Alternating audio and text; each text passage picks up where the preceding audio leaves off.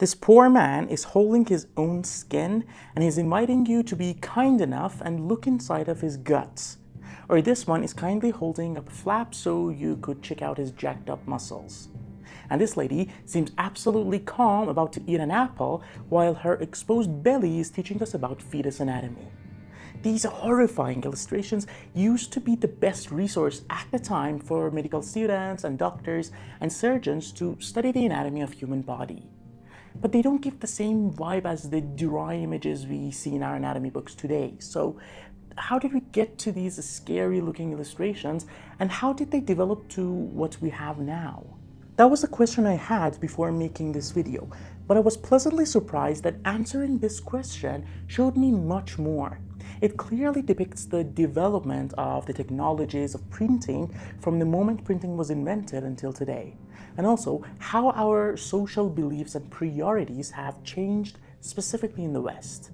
Believe me, there is racism, sexism, and social hierarchy even in medical drawings. So, welcome to my channel, and let's learn the kind of gory history of anatomy illustrations. Before getting into it, just a warning that we're going to see a lot of anatomy pictures that might be uncomfortable for some people to see, so just a heads up so you're not having a meal or anything. Also, I'm going to butcher a lot of Latin words and names, so sorry in advance. When we think about the field of medicine today, we care a lot about every small detail or different organs of the body and what they exactly do. That's not how it used to be. If we go back to the oldest depictions of the anatomy of human body, we can see some wild, extremely inaccurate stuff. For example, this is from a manuscript from the early 15th century. This is supposed to show the anatomy of a woman. Now, look at those kidneys. They're absolutely tiny. Or these diagrams are supposed to show the different positioning of a fetus in the uterus.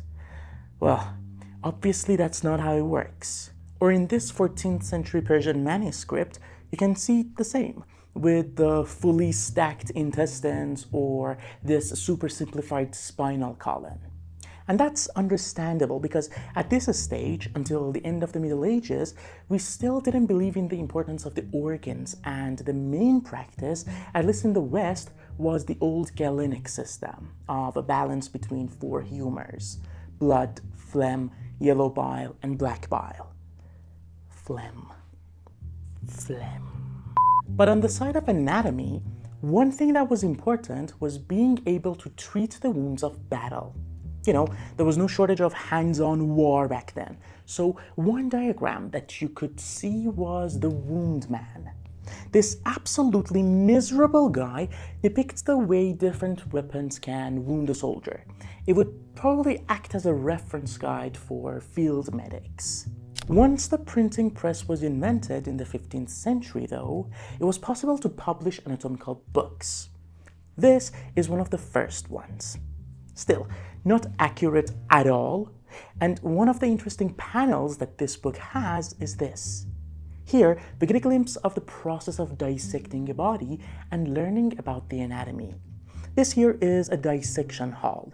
The professor up here just calls the parts of the body from a book, and another person down here does the dissection, and the assistant points out the parts as they're being called. It's pretty distant and dry, and no wonder why these two aren't even listening. But that is about to change. At that time, Renaissance rolled around. The general trend of Renaissance was to reject what we knew from before and put a new emphasis on the importance of humanity, humanism. So it was in this era that we started to see a shift towards publications that tried to show the anatomy more accurately. People started to do more dissections and be more curious about how the body works. The most famous person doing that is Leonardo da Vinci, and his notes and sketches based on anatomy that he observed directly, showing the most minute details. But that was personal. There were also books coming out. One of the first books that had illustrations directly based on dissections was by the Italian physician Jacopo da Carpi. Here we can see the trope of dead people posing for the viewer, showing their anatomy as if they were alive. That's what's called écorché, and we're gonna see a lot of it because that is going to persist for centuries. And later we'll talk about where that might have come from and why it's morally dubious. Here we have another book that also shows directly drawing from dissections, little by little moving towards more and more realism, until one person fully revolutionizes anatomy publication and illustrations and sets a new standard for decades to come. These illustrations are from the book On Fabric of the Human Body by Andreas Vesalius in the mid-16th century. The book has around 200 beautifully crafted woodcut prints. Woodcut is the predominant technique of print for that time that involves etching the design on a block of wood, putting ink on it, and pressing it on the paper. All of these illustrations are based on Vesalius's own dissections, with his own supervision of the process of creating the woodcuts. And the detail work and the accuracy of these illustrations are leaps ahead of what came before. And Vesalius himself actually makes a statement about this new way of approaching the study of anatomy on the title page illustration. Here we see a clear evolvement in the dissection room. We can see Vesalius himself both doing the dissection and teaching the anatomy. Comparing to how things used to go, this is much more involved. Even the students have now closed their books and they're observing what's really in front of them, which is a symbol of ignoring preconceived notions about anatomy for a new hands-on approach. Also, the illustrations, especially the full body ones, are very artistic. In a later work by another physician who used a lot of Vesalius's illustrations, we can see the mannerism of the corpses, the way they pose. Like the state that this guy is in feels like a punishment in hell. Or in this one, there's a cadaver dissecting another cadaver. Like, what is happening? This one with a knife and the flayed skin quickly reminded me of Michelangelo's The Last Judgment fresco, with Saint Bartolomeo in the same state. So we can see the artistic flair that is in part because the people who crafted the woodcuts and the copper plates for printing were all artists. Another contemporary of Vesalius published a book with illustrations that were 80% art prints and 20% anatomy, with super dramatic poses that were probably inspired by a series of paintings by the Italian painter Jacopo Caraglio. After the Renaissance, during the Baroque era, this artistic touch got even stronger. This is the book De Formato Fuetu, published in 1626, and the illustrations are gorgeous and still super weird. The detail work in this age is much better because the new technology of print is now copperplate printing that has replaced woodcuts. In the same book, you can see this illustration that you saw in the beginning of the fetus inside the body, and the pose and the setting hints at Eve in the Garden of Eden, and she's holding the apple. It's like showing this specimen as a symbol of mother of all mankind. But it's another book that gets published in 1685 that surpasses Vesalius's book and becomes the next major anatomical publication, and that is Anatomia Humani Corporis, also famous as Bidelow's Anatomy. There are a few points that make this book very interesting. We have the continuation of the écorché figures, and you can find them all over the book. Now is a good time to talk about their meaning. So far, we have seen a few that were symbolic, pointing at certain biblical stories. They could also serve as a warning. Look at this guy in Bidelow's book. He's holding an hourglass standing over a coffin. So it's giving memento mori, reminding you that you're immortal and you'll die someday. And another warning that these cadaver images might be serving is that you better make sure you don't turn out like one. Because the truth is that the bodies that were used for dissection and study, even until the 20th century, were most of the times bodies of convicted felons, or unfortunately, they were bodies of the people that were dug up without permission. So the practice was morally dubious at best. Now, another big thing that we saw in Bidelow's Anatomy is the beginning of a divide between two different approaches towards anatomical illustrations. This book follows the dominant way of thought in its age, and this is the Enlightenment's emphasis on empiricism, to show unfiltered exactly what you can see. So in this book, you don't just see anatomical parts, you see literally what was going on in the dissection room. So it is detailed, it is accurate, but it's extra gory. And it shows what that exact cadaver looked like. This is the opposite of the approach that others started to take in the decades after. Some of the anatomists didn't care about what the whole deal with dissection is. What they wanted to do was to depict the best, most ideal anatomy that could represent not what humans look like, but more what they should look like. What's the best absolute version for the anatomy to look like? As a result of this, we have books like Osteographia, where the illustrator used camera obscura system to draw every bone as perfect and exact as possible. It's actually depicted right on the cover. Camera obscura is the father of camera systems, and it works by reflecting the scene on a paper that you can draw over.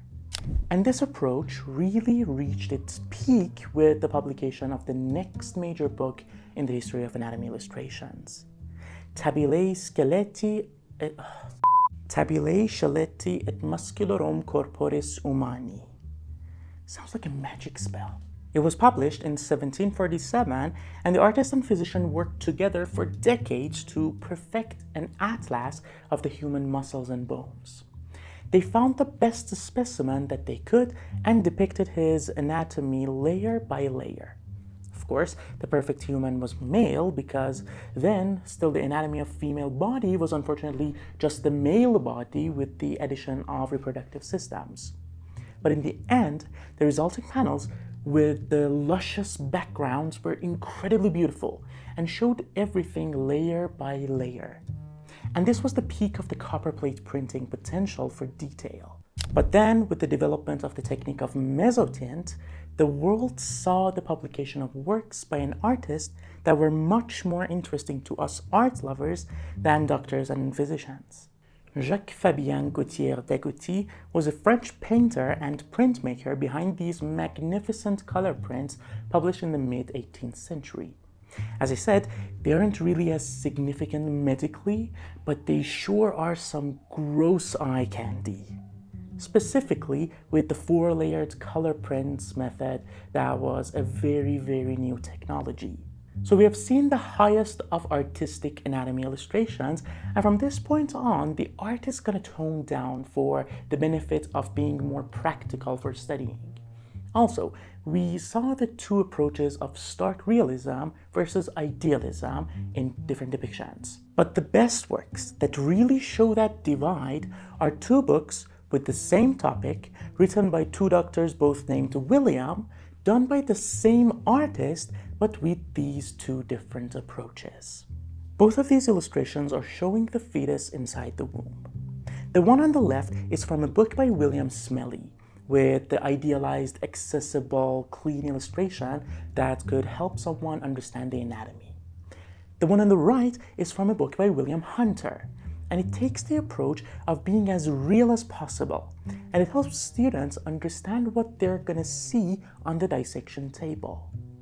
You can see the skin flaps and the jagged edges of the cuts that are not as perfect.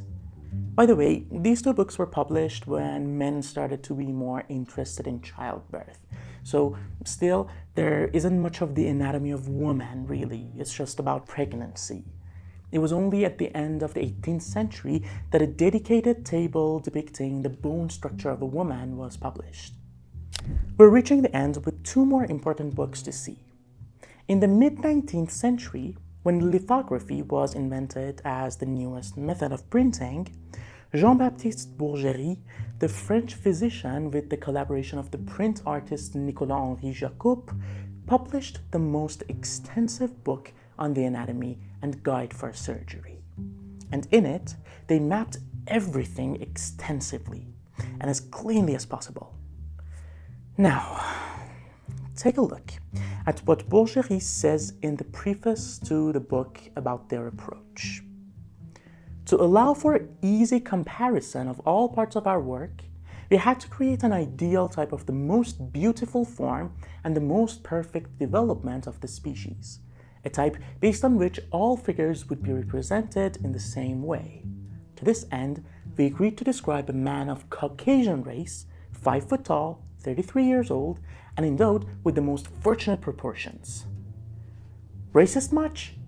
But aside from that, the illustrations with the chromolithography are amazing, and they're much closer to the standard detailed diagrams that we have nowadays. Before moving on to the last publication, an honorable mention here is the surgical anatomy book by Joseph McLeish, who was a surgeon and illustrator, and so he did the illustrations himself as he did the dissections. And the resulting panels are very beautiful, with the subtle tonal changes and color that is used only on important organs. You can also see the context of the dissection with different cords and clamps that hold the cadaver in place. And now, finally, the book that became the holy grail of anatomy and anatomical illustrations for a long time, Gray's Anatomy. So pick me. Choose me. Not that one, the real Gray's Anatomy. The book was first published in 1859, and honestly, it is the main culprit for the boring, non-artistic, but to be fair, very practical and learner-friendly diagrammatic illustrations that are now standard in our anatomy books. You can clearly see the integration of diagrams with the text in a way that helps classify information in your head. But you don't necessarily go, wow, how cool is it? So I hope you also found it interesting that anatomical illustrations haven't always had the same dry standards as they have today, and how they've been developing in technique with woodcut, changing to copperplate, then mezzotint, and finally lithography. And the part that was fascinating for me was how reflective of the society it was, with the lack of representation of women and marginalized people, like people of color. And I think it is a joy for us art lovers to go and flip through these pages of these books and enjoy the artistic, manneristic tone of the images that used to be the norm. Thank you a lot for watching the video. If you enjoyed it, I would really appreciate you tapping the like button and subscribing for more videos like this about art history, theory, and media. And here are 2 other videos from the channel that you might enjoy. So click them. Click it.